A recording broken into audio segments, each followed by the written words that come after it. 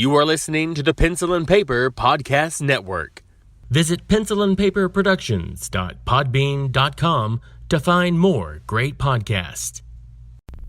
Welcome to the Palace of Megapixels. This is Super Mega Crash Brothers Turbo!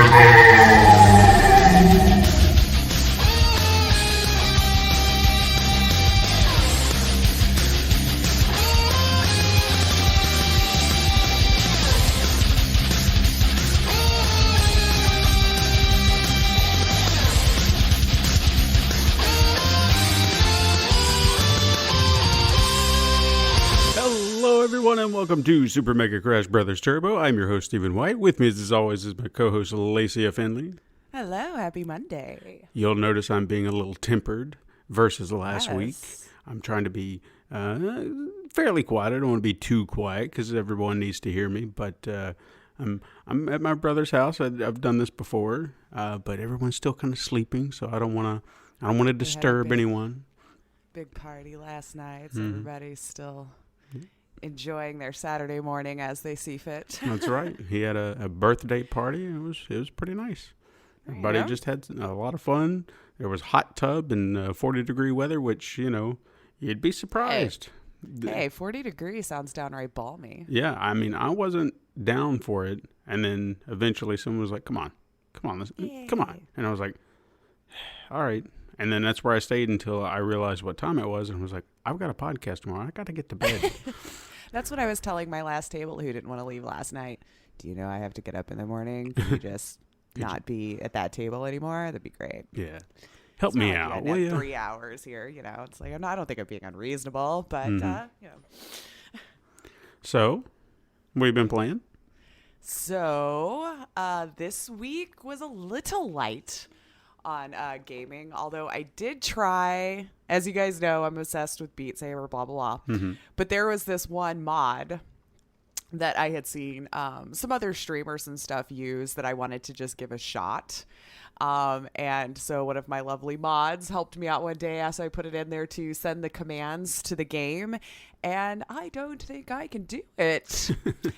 This mod has several different things that you can trigger in chat that, from a viewer's perspective, looks insanely cool. It looks like the camera is actually like moving around the player. Sure.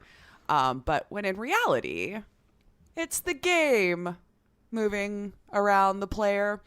And so the first one he triggered, I think, was called Spider-Man. And the game started to go up and around and then lower. And then I landed on my butt because I didn't know where to go. I didn't know where I was standing in the room anymore. It was extremely disorienting, as were a couple of them, where it would just like all of a sudden my entire world's turning to the left. And so my body, I have to go to the left to try to slice the boxes, but not fall. And then it'll straighten up and then go to the right. And so as cool as it looks from a viewer's perspective, I don't think I have the stomach to be able to allow you to trigger these whenever the crap you feel like it while I'm streaming. So, or if I do, I'm going to have to delete a good portion of them out.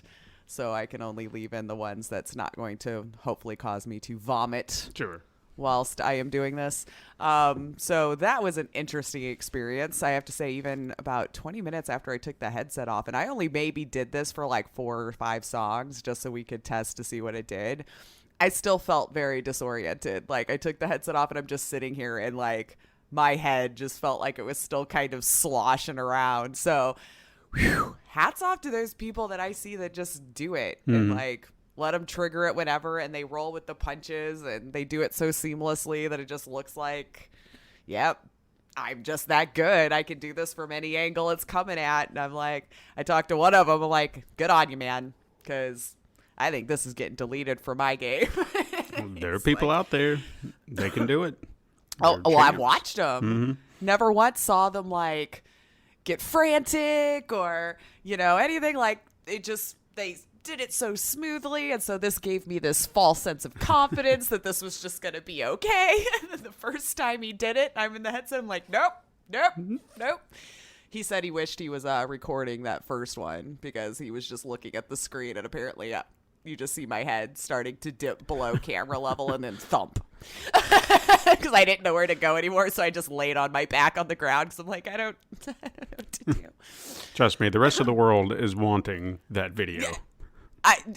We started laughing so hard. He's like, man, were we recording? And I'm like, no, I should have because I didn't even think about it so I could see what it looked like. And then he was just there to help. So he obviously didn't set up anything to record with because why would you?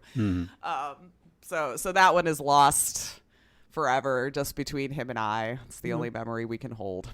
Fair enough. But outside of that, another game that we'll actually just talk about a little bit later. So what have you been playing this week? Still Monster Hunter. yeah? I'm obsessed still. I've still got some stuff to do. I've still got some monsters I need to progress with. I have progressed my armor sets and my weapons, so I'm getting better. I realized how much I had gone, I guess, improved. You know how you want to see a harder monster you remember, and you were just like, I'm going to go back, I'm going to take this guy on now. Yeah. See what happens. The Nergigante, which is like the face of the game. Big spiky boy, as they call him. Yeah. And he's usually the one that would always give me the most grief because he'd just hop around, smack, smack, smack, and you die before you knew it. Oh, no, that was not the case. I beat the living piss out of him. Did you go back and just go to slap him around? He didn't. It was like the moment I found him, it was like attack. I mean, like wailed on him, and then he went running off to his nest, like that. So I had him done within less than 10 minutes. Oh, wow. Yeah. So I was like, all right, now I'm feeling good. And that was by yourself, too, yeah, right? that was by myself. So I was feeling pretty good about that. But then I took that cocky energy and decided I was going to try the Behemoth, which is the Final Fantasy crossover enemy. And that took me back down to reality because that thing... A little humbling? Oh, yeah, because... Now, I at least like to say that on my own, I did not die. He just kept me going and kept me exhausted. And I was just like, I don't know what to do. Because he is not like everything else. He shoots meteor spells. He kicks up these little tornadoes, and they pervade the entire space. So you can't walk into them because it'll knock you back. So if you've got 5 or 6 of them laying around, that cuts your movement. That's your time. Yeah, you have nowhere to go because he's jumping around like a little jackrabbit, and you're just like, where do I go? I don't know what to do. So it became very frustrating, and I was just like, the hell with this. This is stupid. But at the same time, if you'll notice in the descriptor, they kind of encourage you to bring along friends. So it's probably meant to have a group to fight regardless of rank. Yeah. So I was trying because it was like you can do this at like hunter rank 16, and I thought I can do that. Yeah. No. I probably would have tried to. Yeah. I mean, I was just wanting to see if I could. And I held my own, but that's about all I did. I did cut his tail off, so I had that going for me. Hey, at least he's got a memory of the fight. That's right. I had something. But no, that's about all I've been playing. I don't think I tried anything else. Nope. So that's it. It seemed like it was a light week, but then I had 2 that ended up releasing on the same day, which oddly enough was the same day that Steam went down globally for like, I'm not even sure how long, because there was 2 FMVs. I think I talked about this in the last one, that the one got pushed back to January 30th. So then I ended up having 2 on the same day, whereas they were originally supposed to be 2 weeks apart. And so here I am, like a kid on Christmas, getting up that morning, like I got my 2 FMVs, we're getting on it, and I try to open up Steam, money in my hand, throwing it at the monitor, like, hey, wake up. But yeah, it just wouldn't load. And so as I was checking, it was globally out. Apparently you could still play games in your library. I didn't try because I had other things that I could be doing at that time anyway. But yeah. So it was about 2 hours from when I noticed it. So I have no idea when it started. Wow. And I should have looked it back up because as the end of that day, there was really no response from Valve, like what happened or anything like that. Like you just had to go to their data page and see where it dipped and just kind of keep an eye out for when everything was green again. But we got through it. Yeah. This is what happens when you live in a digital age. Typical Valve. It does make me miss physical copies when things like that happen, though, because I'm like, yep, everything. Again, you apparently still had access to your game, so it's not like you were at least locked from your library. But Right. if I would have just had a disc, I could have popped that bad boy in, and it wouldn't have mattered if Steam was down or not. That's right. It's a double-edged sword. Yeah, I guess that's what I'm looking The at here. convenience is fantastic. I never had to get out of my pajamas, you know. But I also couldn't play when I wanted to. But first world problems, I think we got through it. I'm still on Yeah. this side of the grass, so it wasn't that bad of a day. Yeah. So then I guess why don't we talk about some news that happened this week? Let's do some news. All right. So there was one article that was floating around that caught my eye and quite a few people's eye. And I believe I did send it over to you, so I don't know if you got a chance to read it. It is kind of a lengthy article, so I was really just going to kind of summarize some of the highlights from it that I found really interesting.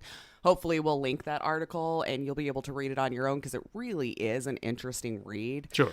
Kotaku had gotten a few different streamers and people who were involved in the esports to help them with some streaming stuff. So the big thing, Mixer, Facebook, Twitch, who am I forgetting? Is that it? Mixer, Facebook, Twitch. Yeah. Those major ones, Facebook and those four. Where do we stream? It's been just kind of this interesting wild ride since, people have started purchasing them like your stars out of Hollywood to be on your platform or whatever. And it just kind of went into an interesting deep dive about how the tides are turning, where the platforms kind of sit right now, and how this whole like streamer thing where we actually started kind of like a draft is what I've been akin to since football, you trade your players. Now we're doing this with streamers. So it's a really long read, but it was kind of talking more or less about how esports might have been kind of at the heart of how we started seeing these streamers starting to be traded, if you will. Sure. Devin Nash was one of the main ones that was interviewed for this article, and his background is in esports, I believe as an esports agent and doing marketing and stuff, but don't quote me because I don't know his background as well, although I have seen him quite a bit on YouTube. And that's saying that mostly like with the agents that are now handling the talent, which is the streamers these days, has been known to do business in the past. It also talks a lot about how shady some of those practices are between like the talent agents or has been or certain ones. So I don't want to blanket towards everybody, of course. Right. But one of the first things he was talking about in that particular vein was that we're in this day and age, everyone needs a talent manager when you're handling this kind of money, because I know from an outsider's perspective, people don't understand just how much money esports generates. And when you're somebody who is the agent of one of these larger esports people, you're going to get sponsorships, right? You're going to get things thrown your way. And some of the practices coming out of there, and I'm just going to paraphrase what he was saying here. Let's say you were in a streamer and the sponsorship's offering you $10,000 to sponsor their stuff. Now we're so baby age still in how we can like handle our own stuff in this medium because it's still such a new thing that we're seeing how they're rising to fame in this way. That when you're offered that $10K, you're probably like, oh my God, this is super cool. Right. $10,000 for putting on this headset that's got Razer on the side or something like that. But to find out that in reality, that streamer might have actually been offered $100,000. And that talent agency, knowing that you don't know, pocketed the other 90. I could believe that. But then there was also like other fees and stuff that gets associated that's passed off to the streamer. Would that have been in like another $1,000? So in reality, for $100,000 deal, you got $9,000. And it just kind of makes you think. And I believe he was one to say it. And I don't know if it was on his YouTube or in this article now from recollection. But like as a larger streamer or in esports, to think maybe you just have like millions of dollars sitting around that you had no idea that was actually owed to you as the talent is kind of, Oh man, that just breaks my heart to think about. For sure. I mean, with a story like that coming out, you'd really expect, you would hope that these streamers would start to say, "Hey, I need something to see beforehand or after the fact, Right. and I'm not just taking this deal straight faced. Tell me, show me what you have." And I think we're getting to that now Mm-hmm. because I mean, as this whole thing started, who would have thought what it's evolved into today? Sure. You know, so a lot of them were just like kind of stabbing blind. And at most of the time, especially when it started, you were happy to be making a buck off of it regardless. So when you start getting offered these other deals, why would you think anything differently? But now we're starting to get a little bit more wise to it. And whether you like it or not, you could probably thank Ninja for that to some regard because of him breaking through that just being a streamer kind of ceiling, which they do go into talk about a lot with how like Ninja and Shroud and Gothalion and all of them were making these larger deals and discussing how the money was being spent. And kind of going more into where I think it was Jessica Blevins and Ninja that when they said, hey, it wasn't about the money when they made the offer or made the deal with Microsoft. Right. And I know it's easy for us to look at it and go, oh, sure, because you got paid millions, which is true. But he did also, the article does go on to explain a lot of how, when you reach a status of that size and you really are working more on branding, that it's nice to be in a position where the deal isn't always just about the money. Like, sure, the money's great and you know you're getting a secure deal and you're going to be fine. But in that regard, it probably wasn't about the money because once you become such a large entity in the streaming space, they talk a lot about that in there, the grind to stay at the top. If I don't do it today, I'm not going to get these viewers and they're not going to come back. It's breaking these habits that sometimes that if you've done it for so many years and you're aspiring to do other things with it, that being able to take that grind part out and be able to just sit down and stream just to love to stream is probably a huge weight off of your back. Sure. Because when you're that large, if you were a chat interactive streamer, let's say, you're basically going back to your roots. Because Right. I'm sure you've gone into streams that have thousands of people. You're not going to be able to sit there and have those one-on-one conversations and connect. Everything's just moving too fast. Yeah, absolutely. So you're back to your roots, talking to yourself and doing exactly the same things you did as a beginner. And now you're just that entertainer, you know? And I'm sure that a lot of them still do pay attention to chat from time to time, but it becomes way more difficult. So I hopefully we'll link that because it was a really interesting read and they did kind of break down where they think the platforms are at right now. Since we've been seeing a lot of people switching all over the place, just trying to find greener pastures, their home, insert whatever your reason here for was. But they did kind of show later on in the article how today's day and age, the grind is just so much more difficult than it's ever been. Sure. And they were breaking down stats of view time watched between all of the different platforms as it sat right now. And that Twitch was actually on the decline, even though it's still king. Yeah. And I want to say the stat that they threw out was about still 61% of the views being watched for live streaming is still on Twitch, which is down from where it was the year before when they were about the 71% mark, or 2 years ago, whenever the last stats came out. But what I found interesting was that the sheer volume of streamers are so much more vast that when they broke it down, the average like viewer to streamer ratio is now about 27 people to one streamer. Really? Whereas in about 2012, it was about 50 viewers per one streamer. So we just have way more people now aspiring to try to do the same thing, but the viewers aren't growing. The streamers, the amount of streamers are. So I definitely would give that a read if that's something you're interested in. Maybe you're in the streaming space and you just want to see a little bit more of a deep dive where they did talk to some of these industry professionals. And really that whole like breaking down the esports thing I thought was really interesting, saying that a lot of the money being spent on these different platforms was insecure of these esports teams. And a lot of their contracts were up last year, which meant it freed up the wallets of a lot of these platforms. And so they decided to actually, instead of securing all of these teams, grabbing specific streamers because they're not spending all this money on the esports right now. Right. So, yeah, it was just really interesting. I wouldn't have thought of it from that angle, that esports really kind of played a bigger role, according to this article and who they were interviewing now, in how we're seeing things shape up with contracts being thrown around and all this kind of stuff. And YouTube just secured all of the big esports that Twitch normally would have had.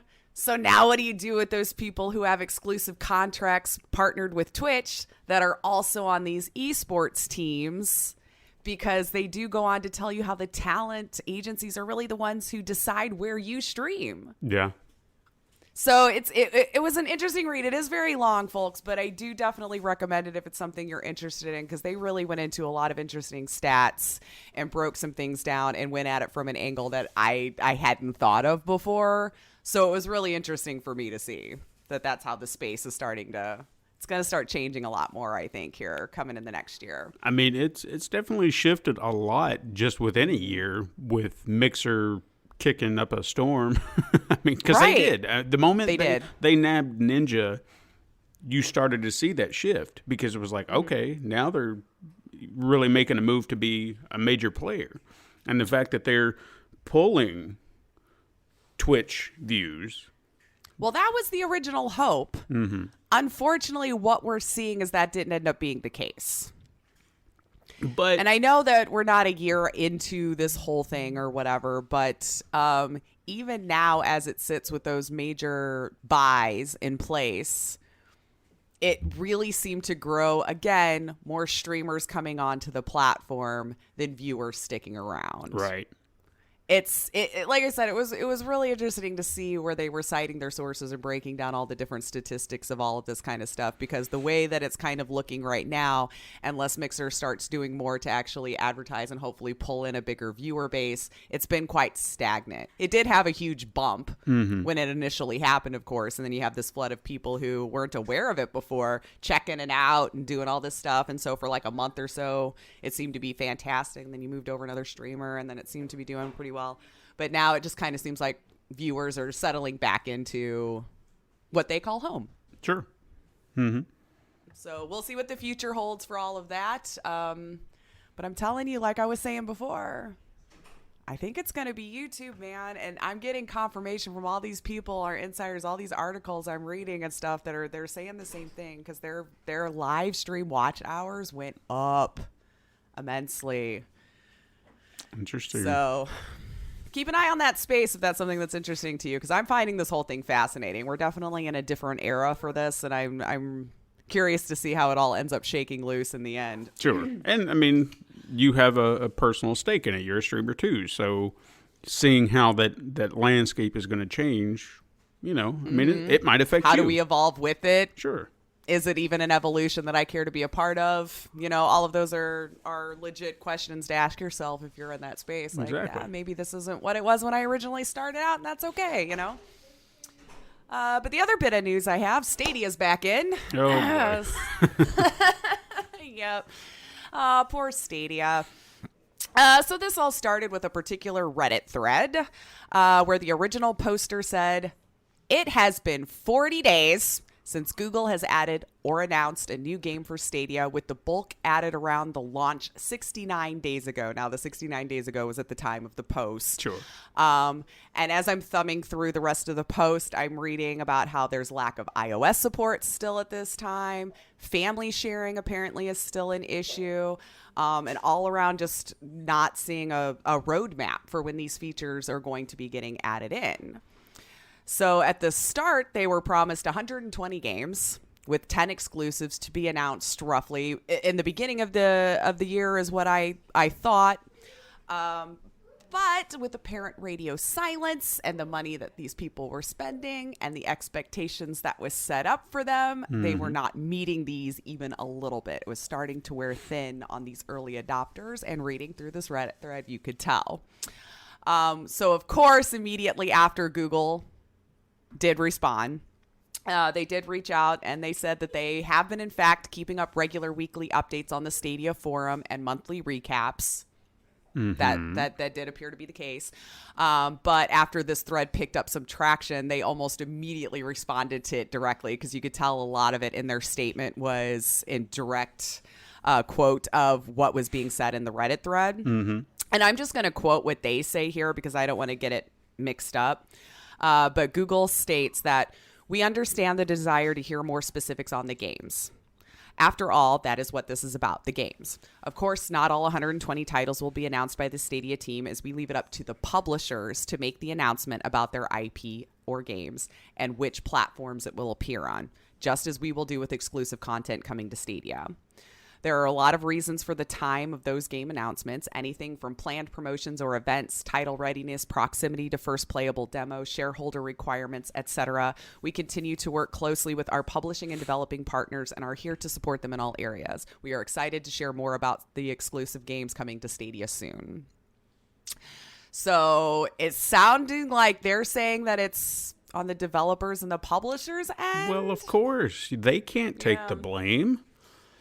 But I wonder, though, because, I mean, that would kind of make sense if you think about it, because if the developers and publishers just aren't creating whatever you would need to be able to put it on this platform, it's just like if you didn't have developers willing to work on PlayStation games. Sure. No, I mean, yeah, I mean, it's a double-edged sword with that as well, because they have to give these developers and publishers incentive to want to be on that platform. Why are they going to work tirelessly to put that on there if they have no reason to?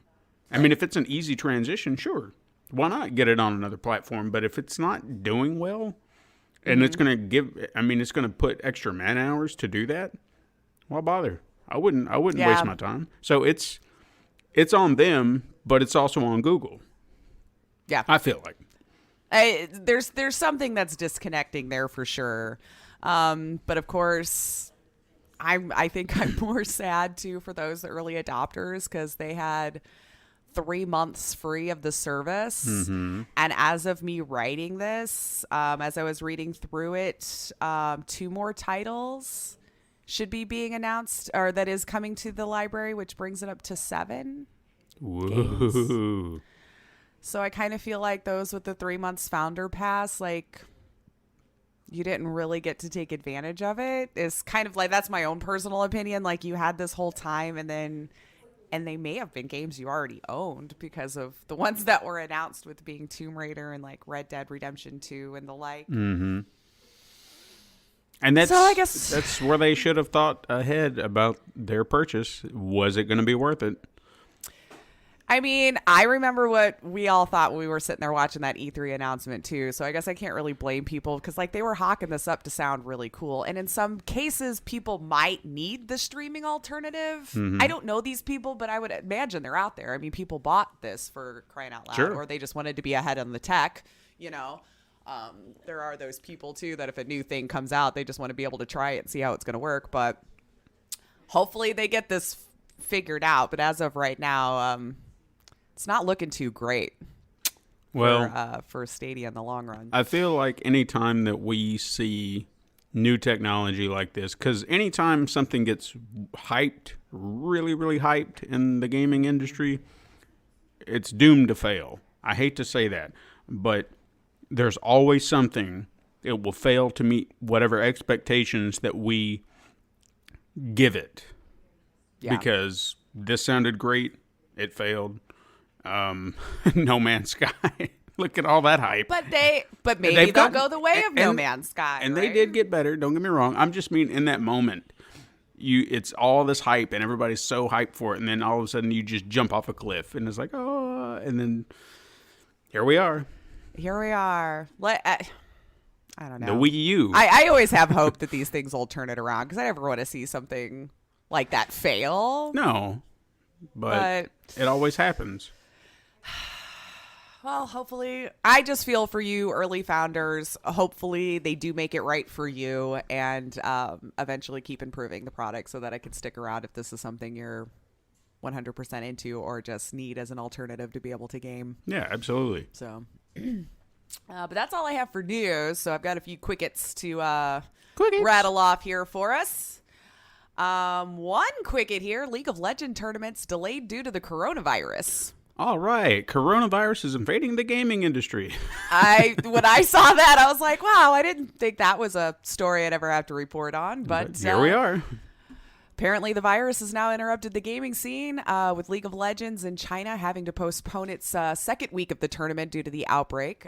They stated it was to ensure the safety and health of our players and fans, which at the time of writing this, the virus had spread to, I guess, over 4,500 cases across the world. Obviously being in China is where the highest concentration of the outbreak is. So it was supposed to take place on February 5th. As of the time that I'm writing this, I couldn't find a date of when it's being rescheduled. Mm-hmm. So if that was something you were looking forward to watching, keep an eye on the news for when they decide to announce when the next one or when they're going to reschedule it.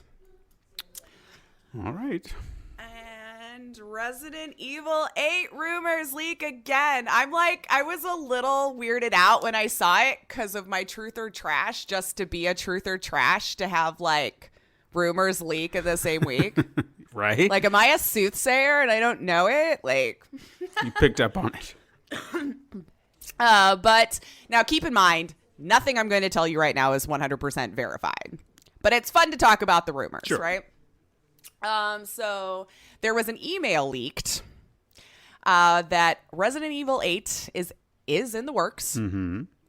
Again, not verified. But the rumors that we're seeing about it is that it will feature Ethan Winters, which is the same protagonist from Resident Evil 7. Okay. Also saying that it will remain in first person. And that Chris Redfield will be in the game in some capacity. Cool. Rumors are that it might be a larger capacity than what he was in 7. So again, this is still rumors, but on January 28th, an industry insider who goes by Nigel on Twitter tweeted that the rumors had been lining up actually with what he had been seeing, and saying that the possibility of zombies returning, possibly even werewolves, Okay. a new stalker enemy type. And so these were kind of things. There's also been other rumors floating around about like it being in a snowier area, a colder environment. So again, all rumors, but it seems like, and I didn't want to bust the truth or trash already, but it actually was true that they were doing some development in 2016 with this game, but it got completely scrapped. Oh, okay. And then the rumors are that in 2019, when they started seeing things get rebooted, Mm-hmm. that this is it. And the other rumors that we had been seeing is that they may not even go with like Resident Evil 8. It may not even be like a number in the series, that they might be attacking it from a different angle with how they're naming their games. But again, all very unverified. Supposedly, you know, who leaked it is good on it. They've leaked true things in the past, but I just want to keep emphasizing that we just don't really know, but this is the rumors floating around right now. So, Well, based on that, I do like the new setting. That sounds kind of fun for it to be like a winter setting. That's something we've never seen. We've seen True. swamps. We've seen houses. We've seen, what was that 1.5 where it was like the Middle East desert type, whatever. I don't know. But that would be a unique change.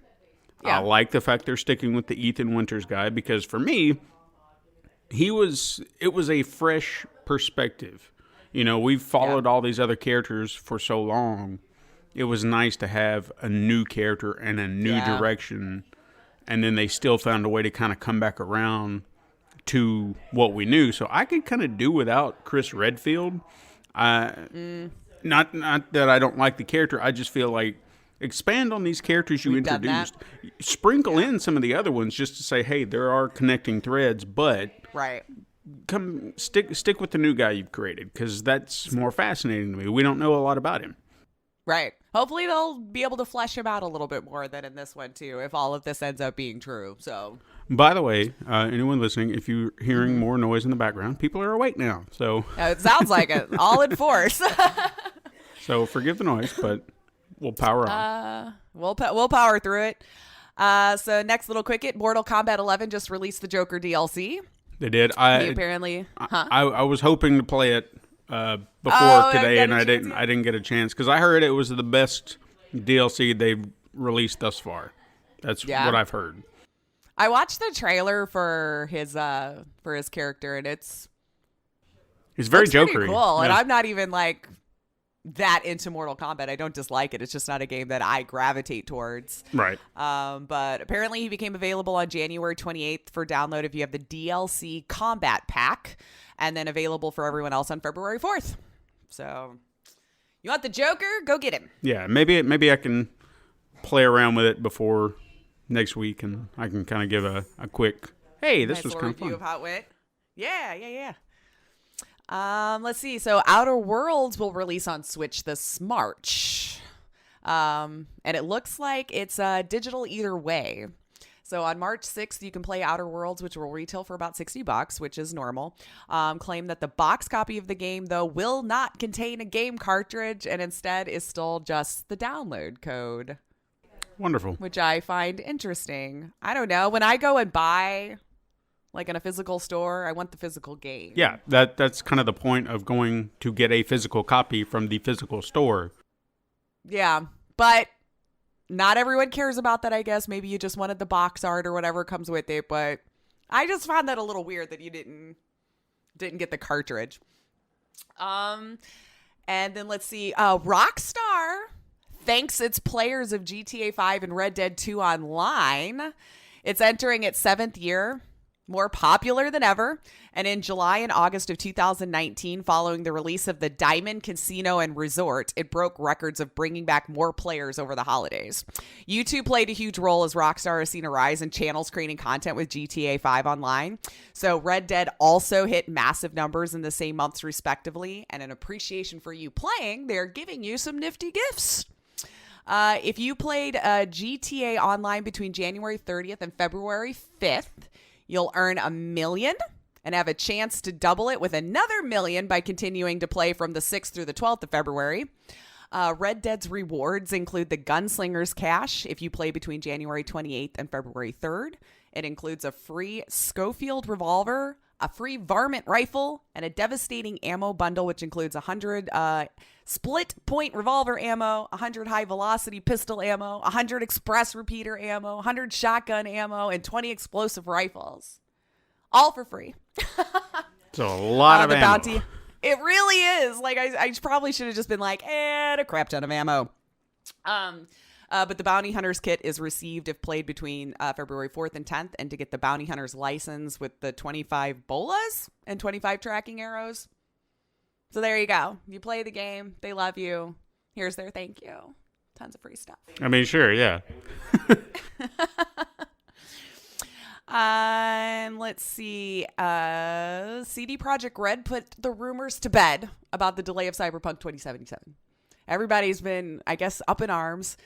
And so they started to speculate as why, one of the rumors was that the dev team was having issues getting the game to run on PS4 and Xbox One respectively, was, I guess, the biggest rumor floating around. But CD Projekt Red has come out and said, there's no hidden agendas.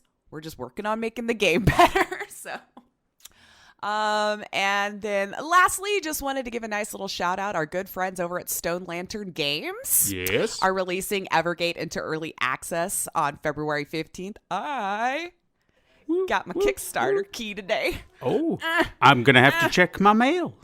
I'm so excited. I didn't expect it to come in the email today, but sure enough, there it was. I got to look So, now. ready to dive in. So, you guys, I'm sure if you have been around the podcast for a while, we interviewed Stone Lantern. Oh, you got it too? I got it. Excellent. They're wonderful people. This game looks gorgeous. The score is amazing. It's a fantastic little platformer puzzle game.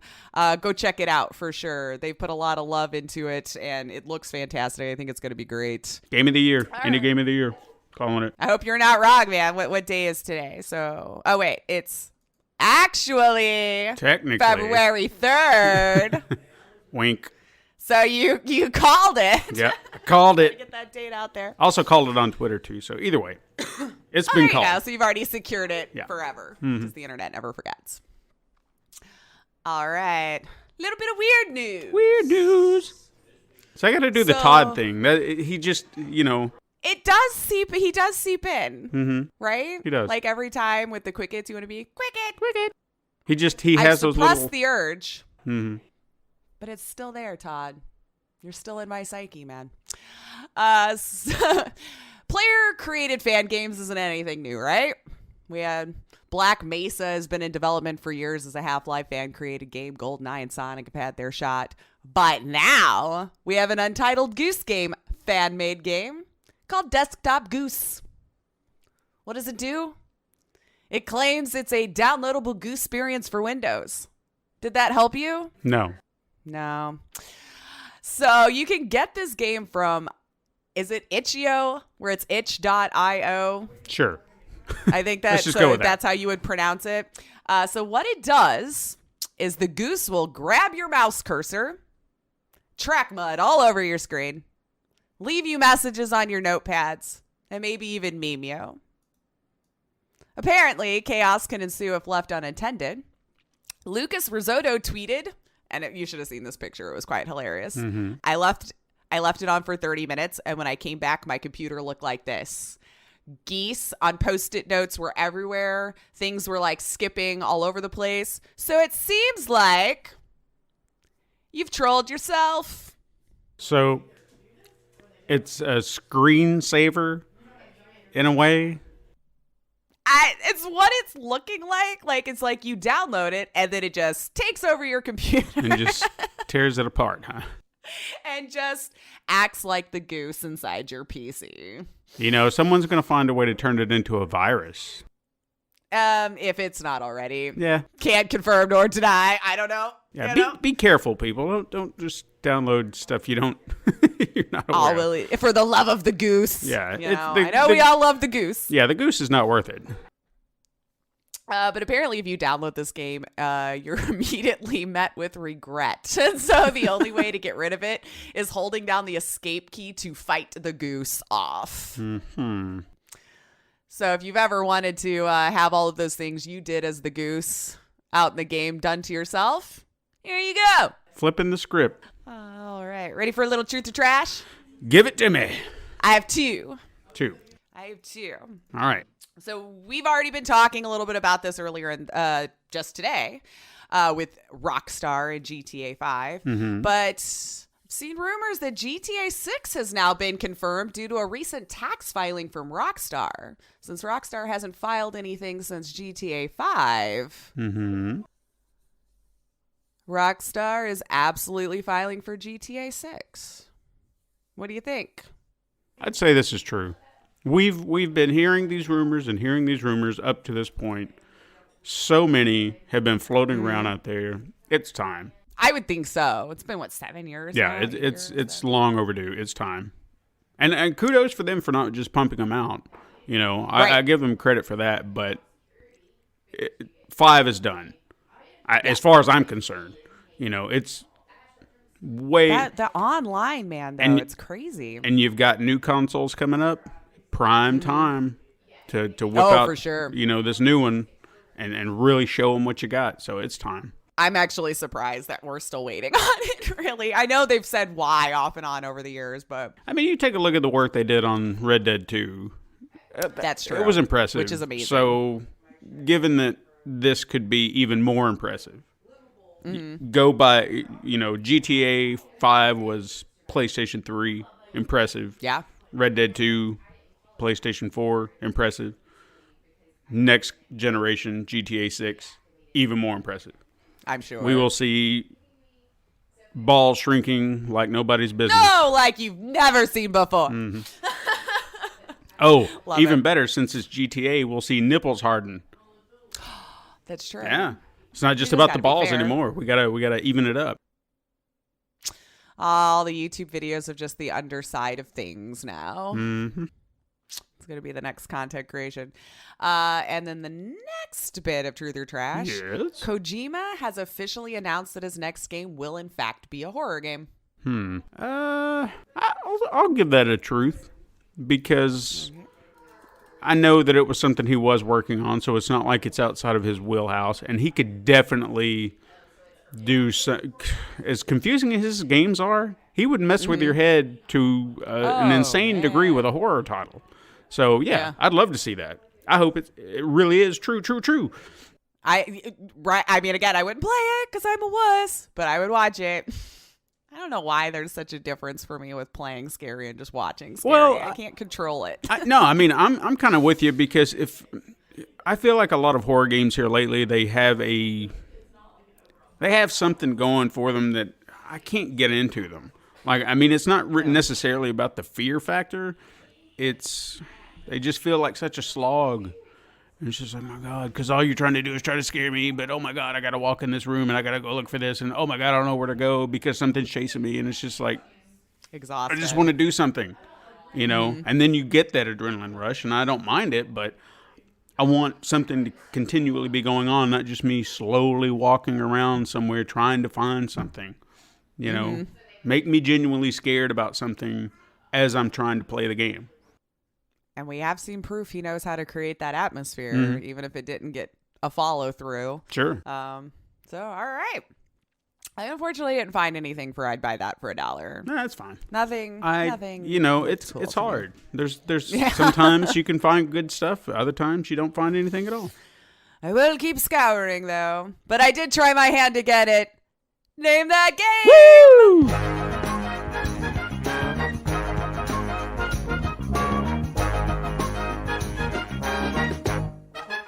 And we're done. Alrighty. Your first game. Okay. Get ready for a game so stupid you would rather show your browser history than admit that you like it. It's lots of action, explosions, yes. It's a penis tank in the trailer. What? You need more reasons to play this game. We have challenging gameplay with instant respawns, silly plot with voice acting so bad it will make you cringe. We don't actually know which one is worse. Explosions, because everybody loves explosions. Original gags. Terrible, but original. Did we say penis tank? Now we're sure you want to play it, so here's a list of things this game doesn't have. 3D helicopters. Answers to will Trump start World War III? A proof that Hitler knew about the concentration camps, or a diet plan for yo mama who is so fat she broke your family tree. So what are you waiting for? Dive right in. Is this game? Do you need a moment to absorb that? Penis tank? What are you? Okay. But what, you've always wanted and then a penis tank. the fact that we had to know what's not in the game. Yeah. Oh, yeah. Okay. Yeah, go ahead. I'm sure there's a lot more than that, too, because that's really still just a small list.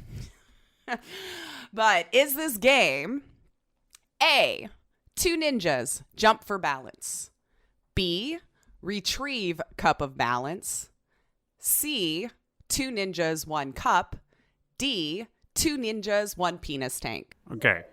So it's got to be 2 ninjas. I cannot. I know they said penis tank a lot, but I don't see them saying that in their title. So I'm gonna go with A. 2 ninjas jumping for the ballot or whatever. Jumping for balance. Jumping for balance. All right. The answer is C. Damn it. 2 ninjas, 1 cup. That doesn't make any sense. No, it doesn't. I actually watched the trailer a few times trying to make the connection, and everything they said about their game is absolutely true. I almost recommend people watching the trailer because the voice acting is the worst I've ever seen in my life. I'm not even sure that it was a game. I mean, I just want to look at the trailer just out of sheer curiosity because penis tank. Yeah. Oh, that was actually, I did kind of giggle at that because I'm a child, though. Sure. I mean, we all have our moments. This is got to succumb to some stupid humor once in a while. That's fine. Speaking of dumb humor, you ready for your next game? I don't know. After penis tank, I'm really. I mean, it can only go up from there. Sure. So this next game, this is a game. This is going to be really hard to read. You've had those. This is a game, the first rule of which is to consider it being a part of everybody's matter rather than a game. No idea what I just told you, but that's there. Fuzishi spends his time on a toilet reflecting on his past mistakes and his life in general. Why is he thinking about callous black or smooth surfaces? Why are some people telling lies of this earth? He's got used to the soft toilet seat and warm floor under his feet. It's now November, and Fuzishi, I hope I'm saying the name right, unconsciously invites you to think with him. In this game, you'll experience a life of a man that sits on his toilet for a month straight. Help the protagonist finish all his sneaky business and think upon the questions such as, what is life? Hold the spacebar to decide on the hero's fate, and at the end of a toilet day, you will see Fuzishi's face, which might be sad as well as happy. It goes on to describe its features, which I just thought was funny that they had to put that in the description. But I do want to add there is more than one ending. Okay. Is this game A, poopy philosophy, B, pee with Plato, C, Fuzishi gets squishy, D, philosophy? Oh my God, please let it be D. Is that your answer? Yes. D, philosophy. It is A, poopy philosophy. What? You had... You know what? Better, It's just right? like you always say about me. There's always a better title out there, and we come up with it, and then they come up with some stupid name like Poopy Philosophy. That sounds like the most childish thing.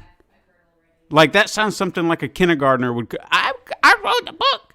It's called Poopy Philosophy. And just to say, it took me 5 minutes just to look up the names of philosophers to try to make plays on names. Just saying. But they were so Developers. much better. But I'm just saying, that's all the time it took me. It was like, let's see if I can find a philosopher whose pun, you know. You could have done it too. Yeah. But, Okay. and your last game, I actually did 3 this time. Woohoo! You ready? Because you might miss this one. You need park your car, but it won't be easy. Do it fast, because time is running. So now we have the gameplay features for you, if you like. Wait a minute, that was it? That was it. You need park car, right. because... Say that again? You need park your car, but it won't be easy. Do it fast, because time is running. You need park your car. It won't be easy. Okay, continue. Yeah. So the gameplay features, because I guess since they didn't have enough description, which is why I went ahead and added it to this one, you can customize your car. You can upgrade your car. There's more than 40 levels. You can buy a new car. You can get an easy achievement and a custom achievement. Try your best. Don't give up. Is this game All right. A, woman driver, B, blonde driver, C, park fast, D, parking simulator? I mean, the first two sound pretty sexist, but it is the gaming world. You're not wrong. I'm going to go with C, park fast, that maybe they were just trying to go, hey, park fast. I mean, the description's fast, everything's short. Yeah, just park fast. It's Park fast. The answer is B, blonde driver. Well, yeah, I should have known.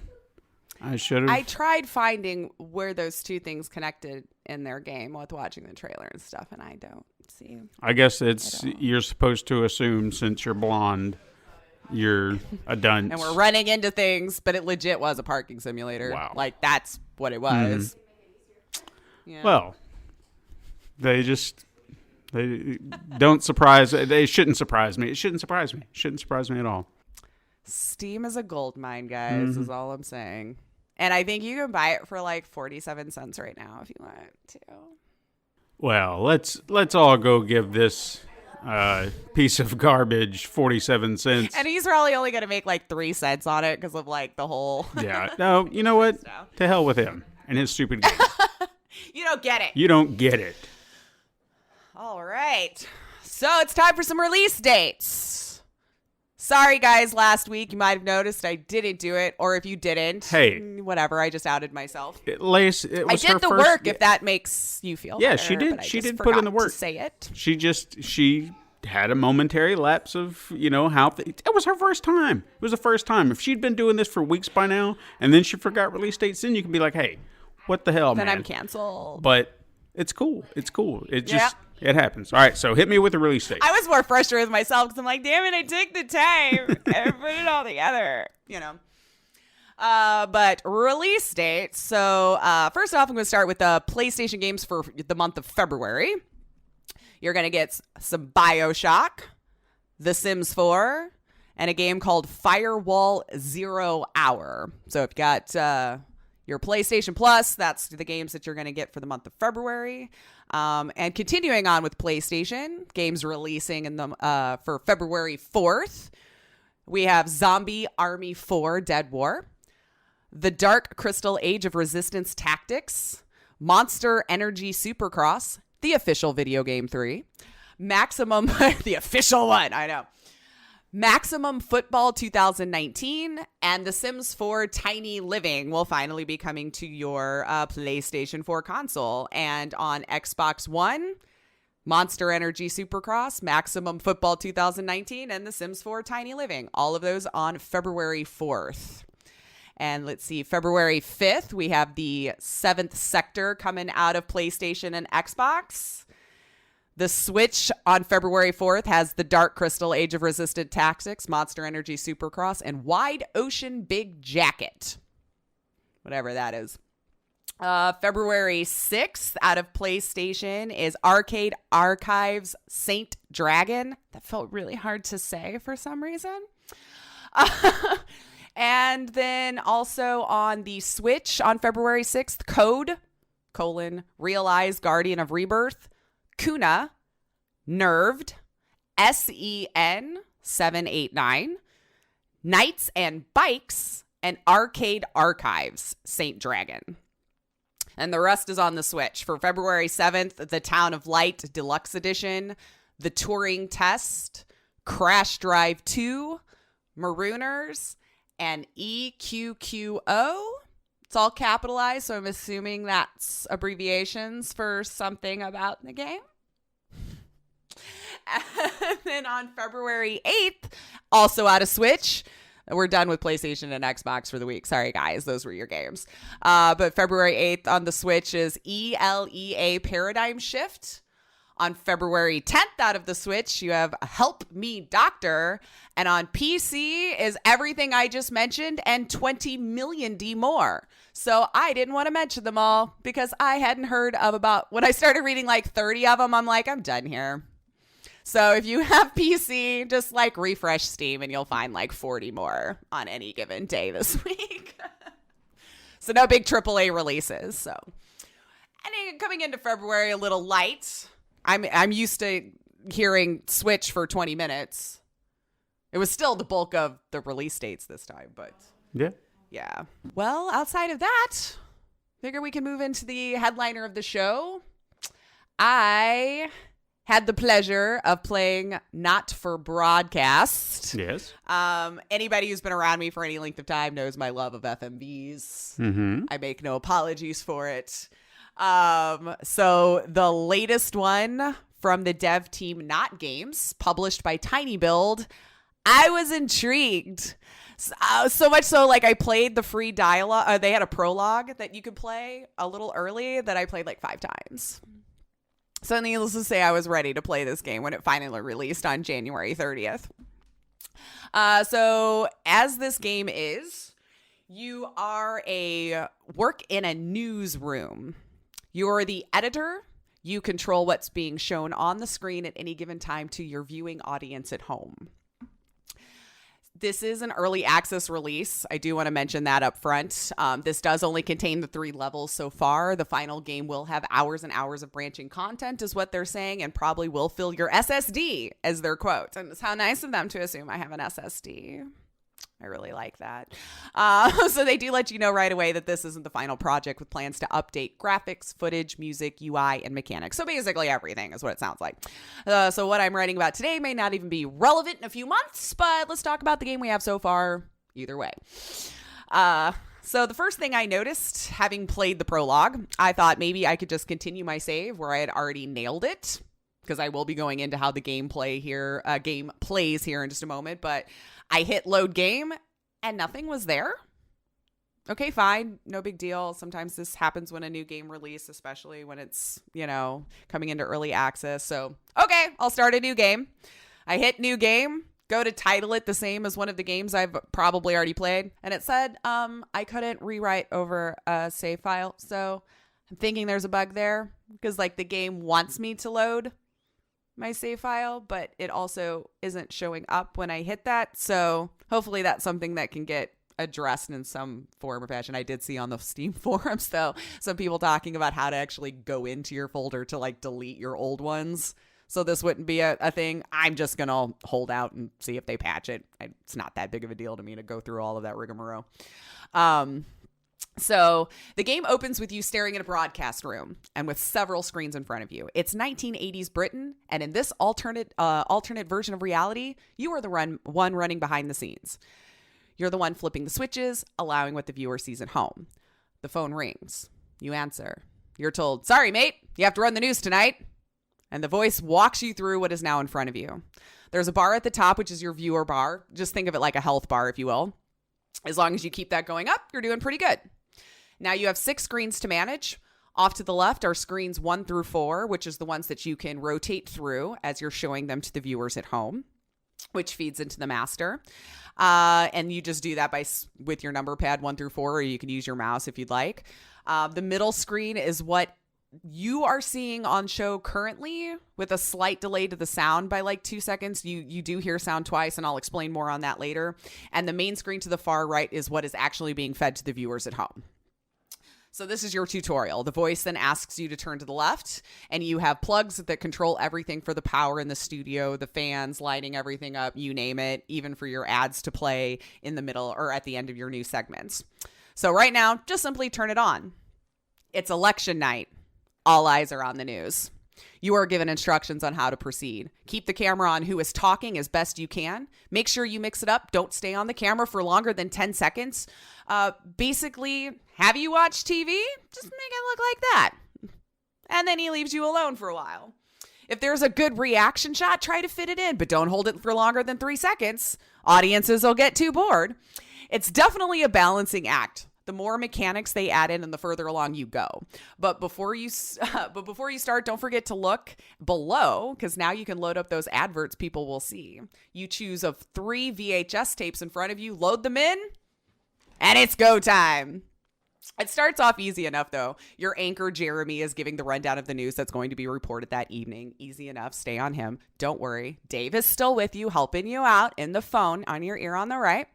As the prologue plays out, the tutorial, you find out a little bit of the backstory here, that a new leftist government is rising up, calling itself Advance, and you are the one controlling how it is all perceived. Will you show this government in a favorable light? Will you mess with everything and get fired?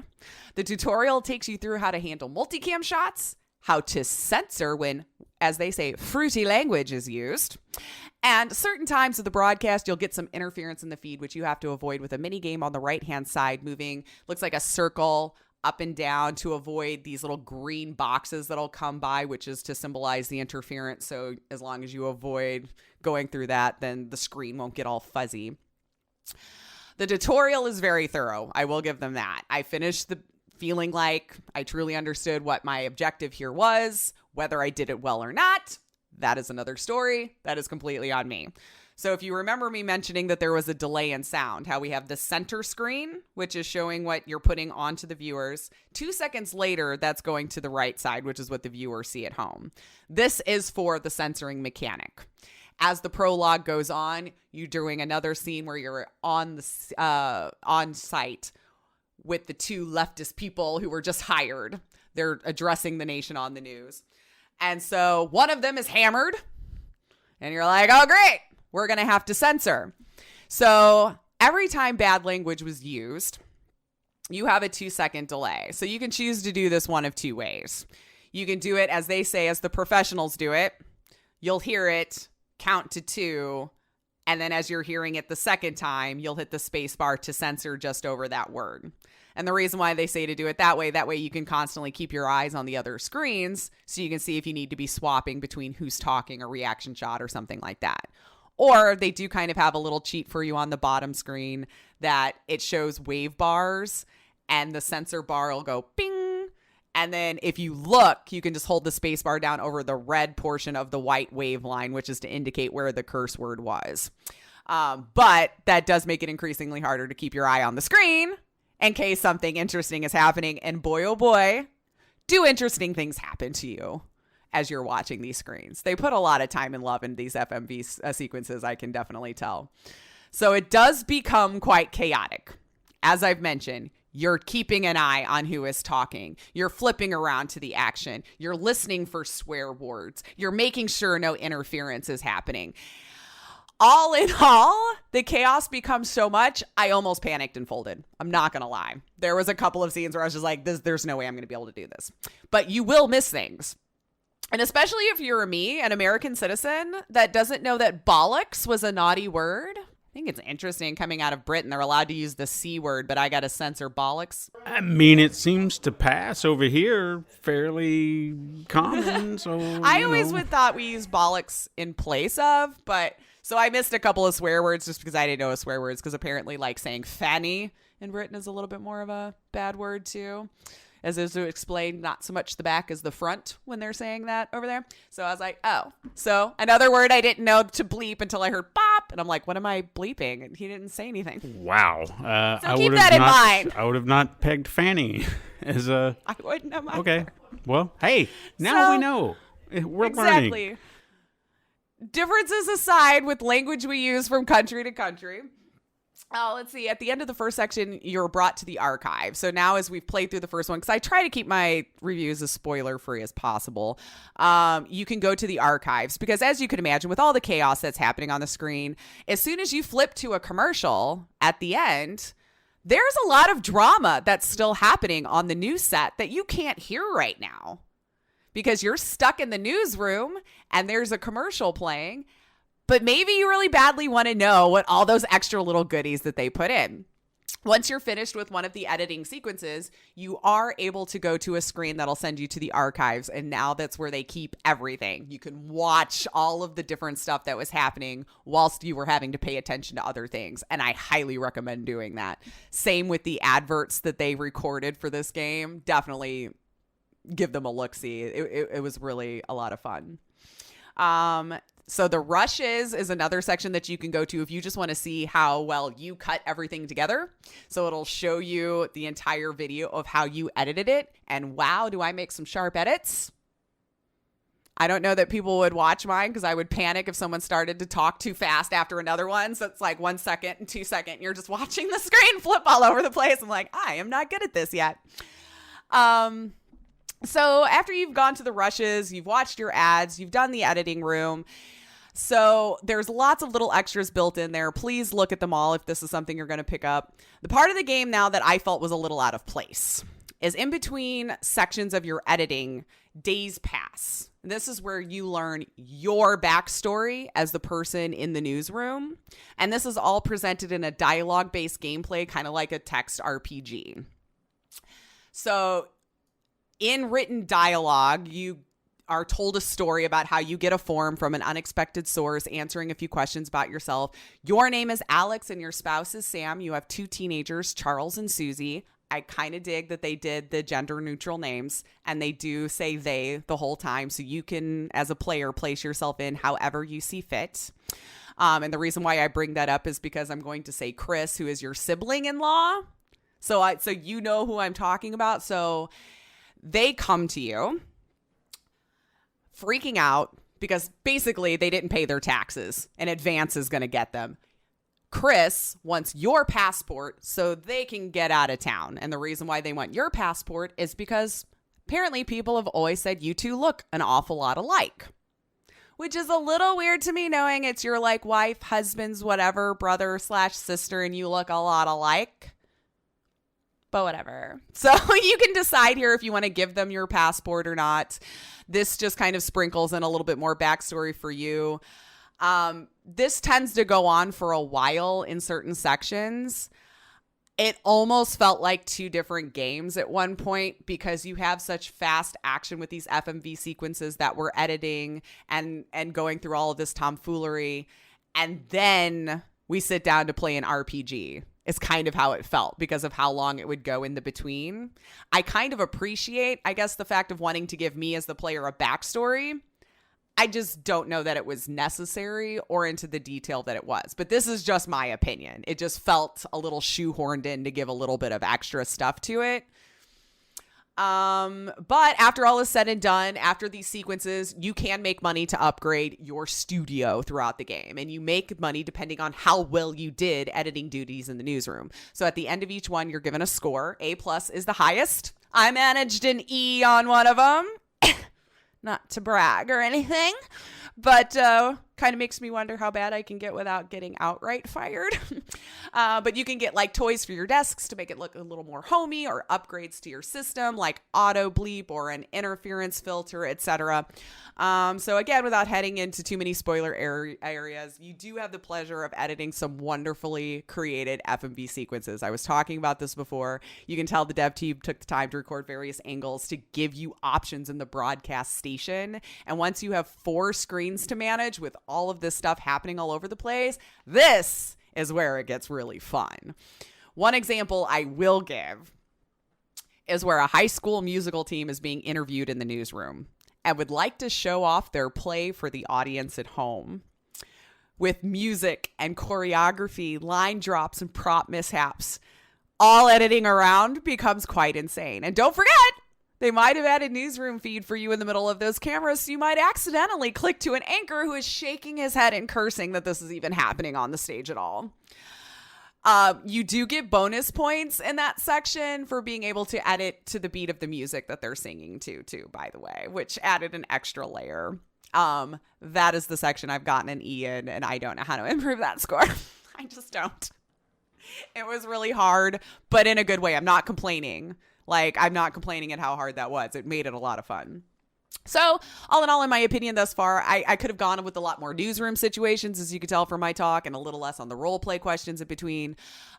We don't need the backstory necessarily, but if you insist on having one, maybe there's just a more clever, creative way that we could put it in without having to break it up so much there. The FMV sequences in the editing room just really shines in this game. I loved those parts so much. The tomfoolery of it all was just right up my alley for my childish humor. So it does get extremely hectic. It's tough and I like it. And with all the feedback that they get, I truly hope that they don't nerf the game. I just hope that they don't get feedback that it's too hard. I think they've balanced the level of difficulty really well, and I think that should stay. Couple of things that I would like to note, since they did say that they were looking for feedback, if you do happen to be listening to this podcast, because I thoroughly did enjoy the game. But if you played through the game once, there was no option to go back and play any of the sequences in a free play mode, which I would really like to do. So let's just say I want to sit down and just play one of the sections just for fun, that maybe once you've played through it once, you have an unlocked area where you can just simply edit, which has no ties to the storyline that you're doing at that time. And this also, I mean, you can replay it. I should take that back, but it has to be done in the moment. So as soon as you're done with that sequence, in the upper left corner, it will say replay and give you a countdown timer. So that would be your moment. But I'm just thinking, if I just felt like messing around in the editing room just for the sake of playing with that mechanic, I think that would be a cool thing to add, since it's already in the game, just a button to access it. Because as it stands right now, once you've hit continue, you're just locked into those choices for that playthrough. So I ended up having to play the entire game again to get to the sequence that I wanted to improve a score on or something. So yeah, just food for thought. And also a nice thing to add would be opting out of the tutorial. So if you have played it, unfortunately for someone like me who played the prologue 5 times, having to do it again was just kind of maddening. or at least to turn off his voice. That would be my only other option, like to turn off the tutorial voice or not and just let me play. And also, would be really cool in VR. Just saying. The way it's all set up for to be sitting in the news desk and everything like that, I think it would be a really awesome VR game as well. All in all, though, I say go support this game. If you like FMVs, if you like tomfoolery, if you like kind of crazy editing, if you want really dumb, silly storylines that are popping up across the news station at all given times of the day, I highly recommend it. Obviously, with their support, the more that they'll be able to create with the game. But if you're the type that doesn't like to buy into early access in the off chance that it doesn't get finished, I don't blame you. But as it sits right now, you can get 10% off if you want to buy it. And join their Discord and go poke them and tell them things that you loved about it and maybe things you didn't if that's something they want to hear about too. But it's a big yes for me. I liked it. Wonderful. Yeah. So, I mean, it definitely does have a very unique flavor to it, but most FMVs, I mean, they can do something different, but a lot don't. It was such a cool premise.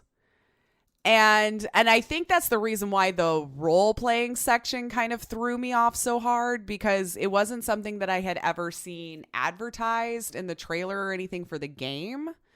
So, like, when it showed up, it was fine, but the length of time it went on seemed weird and out of place. So that's why it just kind of felt like two different games were happening. And I'm not coming from a place of, she just doesn't like to read her games. Hello, I loved Disco Elysium, and that's all you do. Okay, so like if I'm sitting down playing a role-playing game, totally, 100%, I'm in it. I was expecting FMV tomfoolery, and so like I think it was just kind of threw me off a little bit because it wasn't what I was thinking was happening in the trailer. But not a bad idea to give us backstory. But yeah, loved it. Go get it. Go get it. Go get it. So that's our show. Yep. Everyone can hit us up sometime on Twitter at Super Mega Crash. Send us an email if you'd like at supermegacrash@gmail.com. We'll read it on the show. It'll happen one day. I think it'll happen one day. One day, yeah. You can also find us on Instagram to view our weekly icon art that Steven put so much time and love into. Support the show by liking and leaving reviews on your preferred platform, and even going to patreon.com/Pencil and Paper Productions if you'd like to support the show. Tell your friends to find us on Pencil and Paper Podcast Network, which you can find on Apple Podcast, Podbean, Spotify, Google Play, Stitcher, and even youtube.com/Pencil and Paper Productions. Thank you for listening. I am Lacia Finley. And I am Stephen White. Sorry for being so quiet. But until then, see you next time, Super Mega Crash siblings.